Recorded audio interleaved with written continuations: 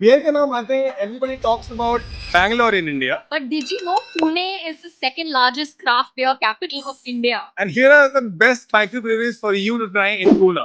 Oi is a huge microbrewery located in Kalyani Nagar. It serves unique craft beers, all brewed in-house. It is located in Kalyani Nagar and has a killer ambience, one of the nicest breweries we have been to with great food and even better beer. Banter is your friendly neighborhood bar located in the heart of Koregaon Park. It has chill rooftop vibes, wholesome food, and houses beers from various favorite microbreweries. Chug has two locations, Koregaon Park or Bane, and they have 30 craft beers on tap. They house beers from Hick, Rolling Mills, Toit, Effingut, Oi, and so many more. They have super nice rooftop ambience that really makes you want to go chug.